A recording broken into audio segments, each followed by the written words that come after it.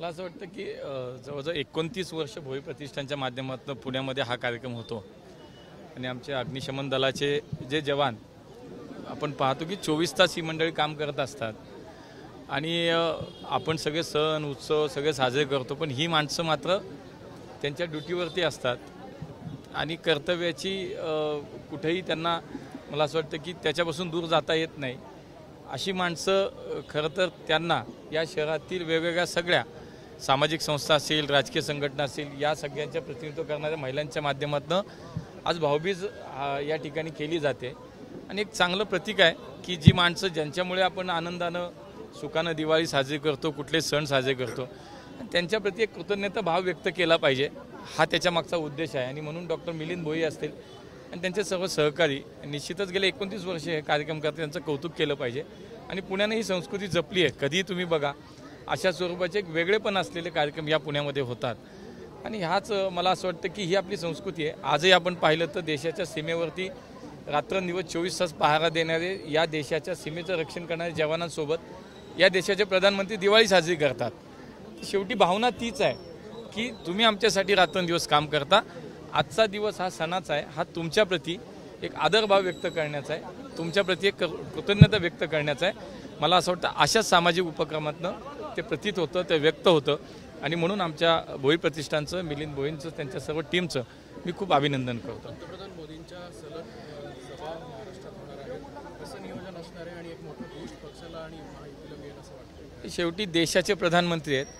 आज महाराष्ट्रामध्ये निवडणुका आहेत, विधानसभेच्या निवडणुकीचं बिगुल वाजले, पुढच्या 20 दिवसात मतदानही होते. स्वाभाविक आहे, शेवटी ते आमच्या पक्षाचे सर्वोच्च नेते आहेत आणि जनसभा त्यांच्या या पश्चिम महाराष्ट्रात पूर्ण महाराष्ट्रात होणार आहेत. पुण्यामध्ये 12 तारखेला सभा होईल, सोलापूरला होणार आहे. एकूणच राज्यामध्ये वेगवेगळ्या ठिकाणी विभागशा, प्रत्येक विभागात 2 बैठका साधारणतः होतील असं नियोजन आहे. मग ते उत्तर महाराष्ट्र आहे, विदर्भ आहे, मराठवाडा आहे, पश्चिम महाराष्ट्र आहे, असं प्रत्येक ठिकाणी साधारणतः 2-2 सभा होतील असं आत्ताचं तरी नियोजन आहे. स्वतः देवेंद्र फडणवीस म्हणत होते 5 ते 6 खरं तर नाराजांची भेट घेतल्या, नाराज नेत्यांची जे भाजपमध्ये आहेत, काय आउटपुट आलं? फडणवीसांची शिष्टाई कामाला आली? बघा, आम्ही शेवटी एक परिवार म्हणून काम करतो आणि या परिवारामध्ये काम करत असताना जो नाराज आहे, ज्याला संधी नाही मिळाली, अशा नेत्यांना, कार्यकर्त्यांना आमच्या पक्षाचा, राज्याचे सर्वोच्च नेते घरी जाऊन भेटतात. हे सुद्धा एक वेगळेपण आहे. बघा, ही म्हणूनच जगातली सर्वात मोठी संघटना आमची यासाठीच आहे की आम्ही इथे एकमेकांच्या केवळ निवडणुका म्हणून काम नाही करत. आम्ही एक परिवार म्हणून, एक सदस्य, एकमेकांचे एक मैत्रीचं, एक प्रेमाचं नातं म्हणून आम्ही सगळेजण काम करतो.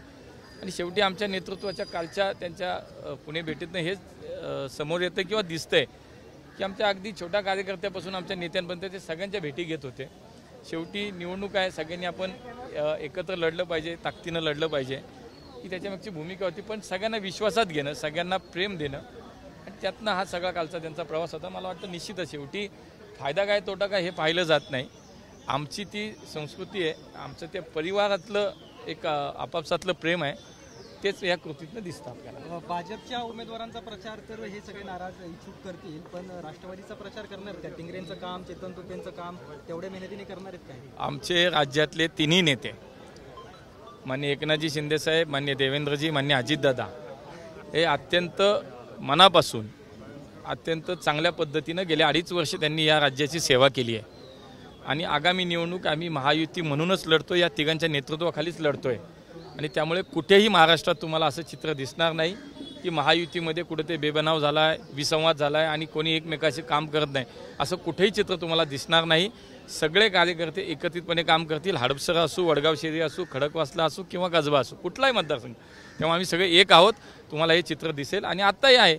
1-2 ठिकाणी ठीक आहे, स्वाभाविक असतं नाराजी आहे, युती झाल्यानंतर काही कार्यकर्त्यांना संधी नाही मिळाली, पण तोच प्रयत्न काल आमच्या नेत्यांनी केला, तोच प्रयत्न अजितदादा करतायत, तोच प्रयत्न शिंदेसाहेब करतायत.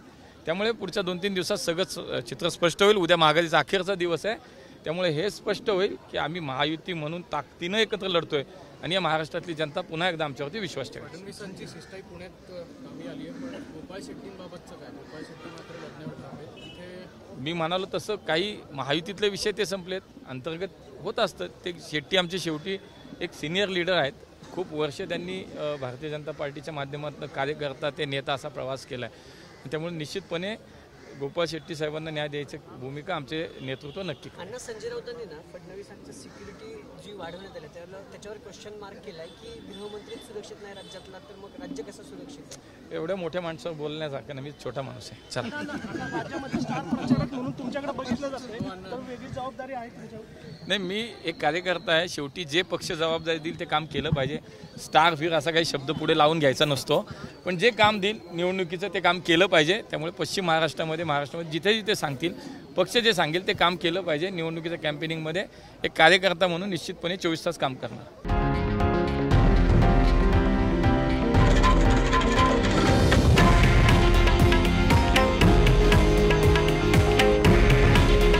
हे आहे देशातील नंबर 1 न्यूज नेटवर्क आणि आपण पाहत आहात TV9 मराठी. काळजी तुमची, हित महाराष्ट्राचं.